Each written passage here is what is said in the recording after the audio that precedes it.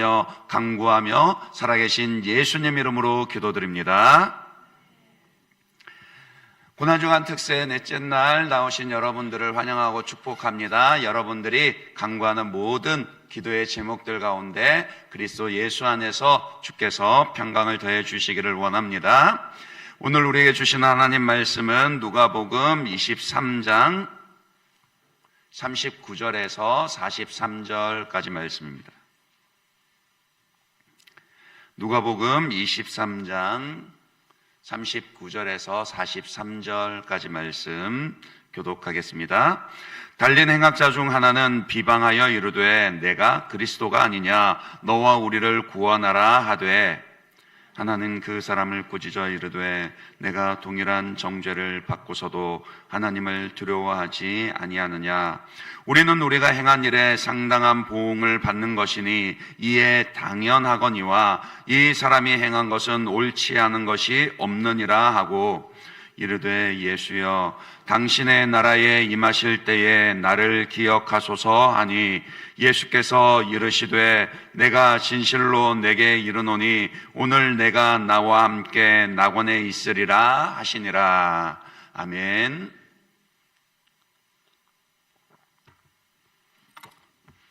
사형제도로서의 그 십자가형을 생각하면은 예수님 당시에 이미 이 십자가형은 그리 드문 일은 아니었습니다. 이미 고대 페르시아와 페니키아에서부터 시작되어서 그 당시 세계를 제패하던 그 로마 제국 곳곳에서 사실은 이 십자가형이 시행되고 있었습니다. 그러니까 중동 아시아에서부터 유럽과 북아프리카까지 이 십자가형이 시행되고 있었죠.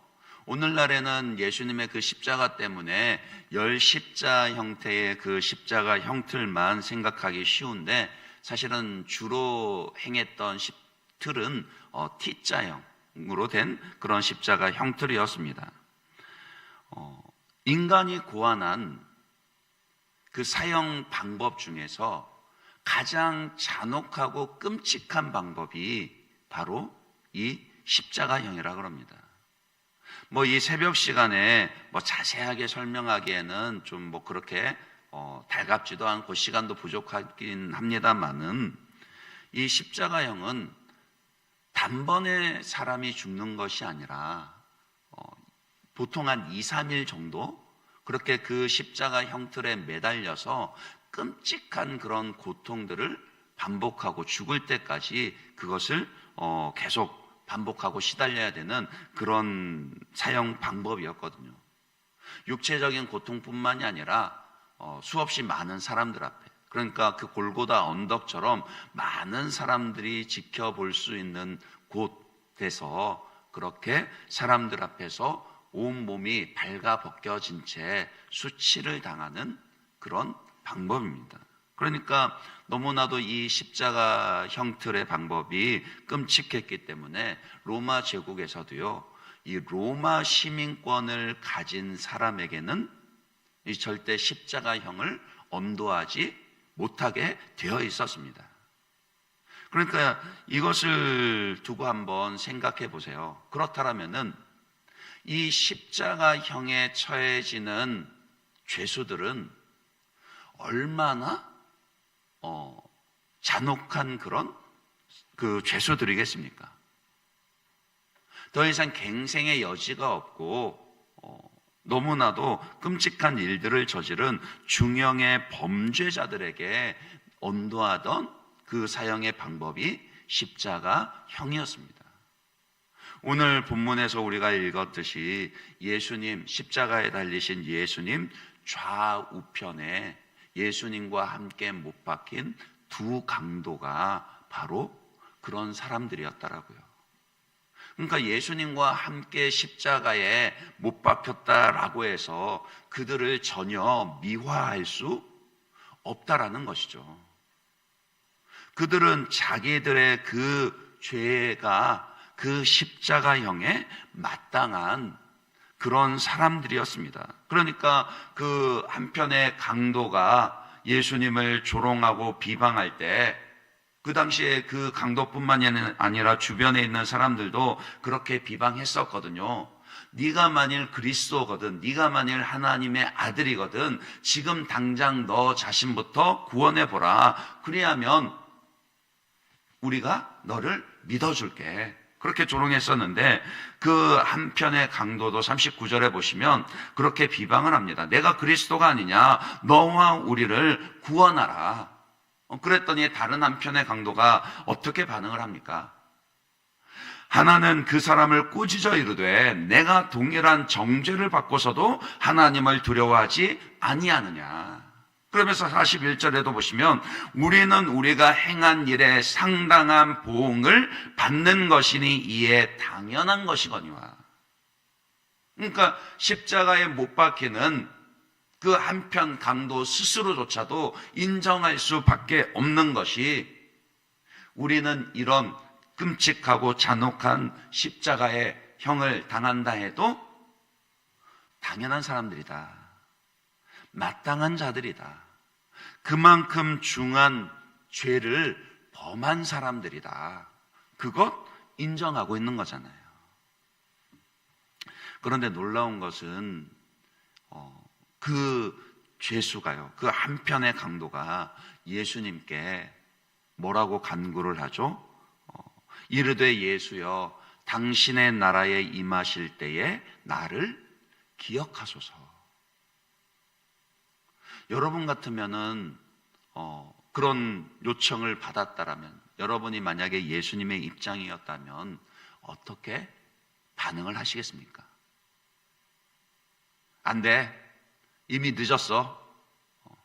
너에게 기회를 준 게 벌써 몇 번인데 이제 와서 천국에 간다니 말이 돼? 혹시 이러지 않았겠습니까? 바늘 도둑이 소도둑 된다고 그 사람들이 처음부터 그렇게 중한 범죄자가 되었을까요? 아닐 겁니다. 아마 그 처음에는 작은 그런 범죄, 작은 거짓말, 그런 것들이 점점 반복되면서 죄에 대해서 담대해지고 그 죄가 훨씬 더 흉폭하고 무거워져서 이제는 더 이상 돌이킬 수 없는, 누가 보더라도 그런 중한 범죄자가 되었기 때문에 십자가에 달린 거 아닙니까? 그런데 예수님은 그에게 어떻게 반응을 해주시죠? 이르되 예수여, 당신의 나라에 임하실 때 나를 기억하소서 하니 예수께서 이르시되 내가 진실로 내게 이르노니 오늘 내가 나와 함께 낙원에 있으리라 하시니라. 예수님은 그 십자가에 달릴 수밖에 없었던, 그 십자가에 달리는 것이 자기 스스로도 인정할 만큼 지극히 당연한 죄인이었지만 그의 간구를 외면하지 아니하고 들어주셨다라는 거예요. 십자가에 달린 우리 주 예수 그리스도가 그런 분이시라고요. 십자가의 복음이 바로 그것입니다. 주님께서는 아무리 흉악한 죄인이라 할지라도 구원을 간구하며 주님 앞에 나오는 자를 외면하거나 거절하는 법이 없으십니다. 설령 우리 가운데 끊어버리지 못하는 그런 반복되는 죄가 있거나 아니면은 스스로 생각하기에도 도저히 이것까지는 용서받지 못할 거야, 나도 염치라는 게 있지, 어떻게 하나님 앞에 이것도 또 용서해 달라고 할 수 있어, 이런 생각이 든다 할지라도요, 예수님은요, 그러나 그 시간, 그 순간이라도 죄를 버리고 돌이키기만 하면은 예수님께 구원의 은혜를 베풀어 주시기를 구하면은 예수님은 거절하지 않으신다라고요.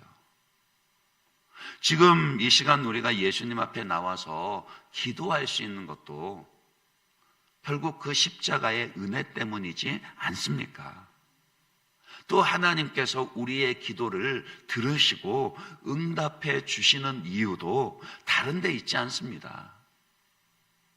내가 뭔가 좀 더 많이 봉사했기 때문에, 내가 뭔가 많이 헌신했기 때문에, 야, 누구 보더라도 하나님이 나 정도면 기뻐하실 만하지, 그렇게 사람들에게 인정받을 만하기 때문에 우리가 이렇게 기도할 수 있고 우리 기도에 하나님이 응답해 주시는 게 아니더라고요.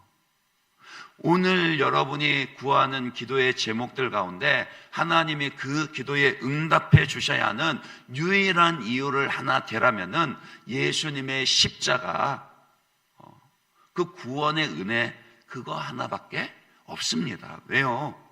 그 한편 강도의 요청을 거절하지 않으셨듯이 우리 예수님은 진실로 그 마음을 돌이켜 죄에서 벗어나 주님 앞에 간구하는 자에게 거절하지 않으시는 분이시니까요. 이 아침에 무엇보다도 거절하지 않으시고 응답하시는 그 예수님을 붙잡으실 수 있는 그런 저와 여러분들 되시길 바랍니다. 여러분의 기도가 예수님의 십자가 아래에 머무르셔야 합니다.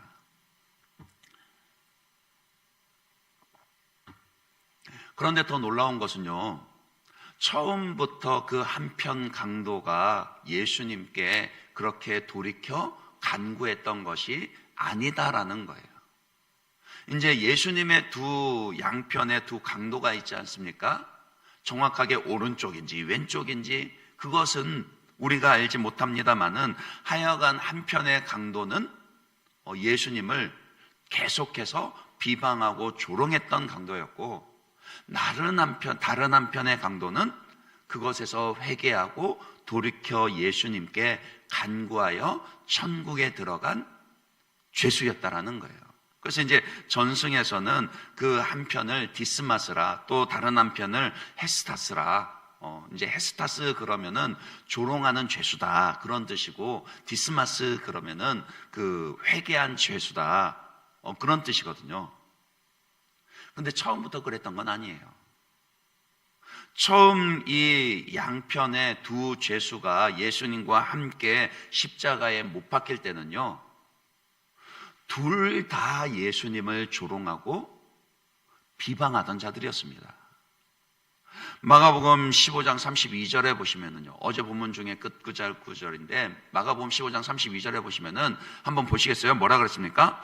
이스라엘의 왕 그리스도가 지금 십자가에서 내려와 우리가 보고 믿게 할지어다 하며, 이게 이제 십자가 주변에 희롱하던 무리들요, 그 주변 사람들이 그렇게 예수님을 비방하고 있었다라는 겁니다. 그런데 그 뒤에 보시면 함께 십자가에 못 박힌 자들도 단수입니까? 복수입니까? 복수라고요. 그러니까 함께 십자가에 못 박힌 좌우의 두 강도들도, 그 죄수들도 똑같이 예수를 뭐 했다라고요? 욕하더라. 그러니까 완고하기가 이름 말할 수가 없죠. 그들도 함께 자기들은 마땅히 그런 십자가에 매달려야만 하는 그런 죄를 범하였음에도 불구하고 예수님을 비방하고 욕하고 조롱하고 있었더라고요. 근데 어느 순간 어떤 이유에서인지 모르지만 그 한편의 강도가 자기의 죄를 깨닫고 돌이키기 시작했다라는 거예요. 성령께서 역사하시면 구원의 은혜는 이와 같이 즉시로 임하게 됩니다. 천국과 지옥이 갈리는 것은요, 한순간이라고요. 성령께서 그 십자가에 달린 한편 강도, 그 디스마스, 그 회개한 강도의 그 마음을 만져주시니까 자기의 죄인된 것을 정직하게 보고 회개하게 하시고, 예수님을 비방하던 그 입술에서 이제는 예수님을 옹호하고 변호하며 그 예수님 앞에 염치 없지만 당신의 나라에 임하실 때에 나를 기억하옵소서. 그 구원을 간구하는 그런 마음을 주시더라는 거예요. 그러니까 이 십자가에 달렸다가 그 회개한 이 강도를 생각하면은요, 너무 늦은 구원은 없습니다. 그 생명이 끝나지 않는 한요, 하나님께서 이 땅에서 살아가도록 허락하신 그 시간이 다하지 않는 한은, 예, 맞습니다. 언제라도 우리는 돌이켜 구원을 받을 수 있습니다. 맞아요. 물론 맞아요. 하나님께서 마냥 무조건 그 회개의 기회를 허락해 주시는 것은 아닙니다. 이 땅에서의 생애가 끝나면요, 우리의 호흡이 끝나면, 천국과 지옥이 결정되어져 버리면 다시는 돌이키지 못하게 될 겁니다. 그러나 적어도 이 땅에 있는 한은 하나님께서 돌이켜 회개할 수 있는 기회를 주신 것이고요, 아무리 흉악한 죄인이라 할지라도 그 마음을 돌이켜 죄에서 떠나 예수님을 믿기만 하면 그의 요청을 거절하지 않으시고 구원의 은혜를 베풀어 주신다라고요. 그러니 우리 스스로도요, 하나님이 과연 이것까지 용서하실까? 내 기도를 들어주실까? 이런 의심, 이런 정죄를 스스로에게 할 필요가 없다라고요. 그럴 때마다 어떻게 해야 합니까? 예수님의 십자가로 즉시 우리의 마음과 생각을 돌이켜야죠. 주님, 저 스스로는 참 염치가 없지만, 그러나 그래도 내가 다시 한번 예수님의 십자가를 붙듭니다. 예수님의 십자가 아래서 내가 발견되기를 원하오니 나의 완고한 것을 깨트려 주시고, 내가 끊어버리지 못하는 죄를 끊게 하시고 돌이켜 구원을 얻게 하여 주십시오. 그렇게 돌이켜야 한다는, 돌이키기만 하면 하나님은 즉시로 용서하시고 은혜를 베풀어 주십니다. 다른 사람을 향해서도 마찬가지입니다. 함부로 우리가 판단하지 말아야 합니다. 저 사람은 세상 다 믿어도 저 사람 예수 믿나? 목사님, 세상 사람 다 예수 믿어도 우리 남편은 예수 안 믿습니다. 이런 말씀하시면 안 된다라고요. 그런 생각 드실 때마다 오늘 이 본문에 등장한 마지막 순간에 그 예수님 한편에 달린 그 강도를 기억하십시오. 그런 사람이라 할지라도 예수님은 능히 그 마음을 돌이켜 구원하십니다. 그러니까 오늘 우리에게 임하는 하나님의 그 은혜를요, 예수님의 그 구원의 은혜와 사랑을 가로막고 있는 것은요, 너무 늦었기 때문이 아니라 완고한 우리의 고집과 회개하지 않는 마음 때문이라고요. 그래서 로마서 2장 5절 말씀에도 뭐라 그랬습니까? 다만 내 고집과 회개하지 아니한 마음을 따라 진노의 날, 곧 하나님의 의로우신 심판이 나타나는 그날에 임할 진노를 내게 쌓는도다. 그러니까 우리가 빨리 돌이키는 것이 지혜입니다. 내가 이런데 나는 좀 더 자숙하고 고통받아야 돼. 나는 좀 더 진정한 회개를 위해서 나는 하나님이 그렇게 받아주시지 않을 거야. 그렇게 생각하는 것은요, 믿음이 좋은 게 아니라 나쁜 거라고요. 죄를 깨달았으면 즉시로 돌이키기만 하면 됩니다. 그러면 예수님은 우리를 용서하시고 다시금 은혜를 베풀어 주십니다. 그 은혜가 있기 때문에 오늘 우리가 평강을 누린 자라요. 천국의 그 기쁨을 오늘도 우리가 누릴 수 있습니다. 예수님께서 그 한편 강도에게 그렇게 약속해 주시죠. 내가 진실로 내게 이르노니 오늘 내가 나와 함께 낙원에 있으리라. 물론 이 말씀은 이제 십자가에서 죽으시고 부활하실 것이기 때문에 천국의 약속을 그 강도에게, 회개하는 강도에게 주신 것입니다. 그러나 우리가 우리 기독교 신앙에서 고백하듯이 주님이 주시는 그 구원의 은혜는 단지 죽어서 천국 가는 것뿐만이 아니라 뭐라고요? 오늘 이 땅에서 나그네 세월을 살아가는 동안에도 주님이 주시는 평강과 기쁨을, 약속하신 천국을 미리 맛보며 살아가는 것이라고요. 그래서 예수님의 십자가를 구약 성경에서는 이사야 53장 5절에서 뭐라고 표현을 했었습니까? 이렇게 표현했었죠. 그가 찔림은 우리의 허물 때문이요 그가 상함은 우리의 죄악 때문이라. 그가 징계를 받음으로 우리가 평화를 누리고 그가 채찍에 맞음으로 우리가 나음을 받았도다. 예수님의 그 십자가 은혜로 말미암아 오늘 우리가 평안을 누리고 나음을 얻게 된다라고요. 요한복음 14장 27절에서도 예수님께서 십자가에 못 박히시기 전날에 바로 이렇게 약속해 주셨습니다. 같이 한번 읽어볼까요? 평안을 너희에게 끼치노니 곧 나의 평안을 너희에게 주노라. 내가 너희에게 주는 것은 세상이 주는 것과 같이 아니하니라. 너희는 마음에 근심하지도 말고 두려워하지도 말라. 예수님의 십자가 그 은혜를 의지하여서 기도한다면 이제 더 이상 염려하지 마십시오. 두려워하지도 마시고 근심하지도 마십시오. 세상이 주는 것과 다른 그 평안을 십자가에 달리신 예수님께서 우리의 마음에 더하여 주실 것입니다. 이 아침에 기도하는 가운데 그 십자가에 달리시고 죽으시고 부활하신 예수님께로 가까이 나아가시며 주님이 주시는 그 평강과 기쁨과 은혜를 충만하게 회복하고 누리시는 그런 은혜 있으시기를 주님의 이름으로 축원합니다.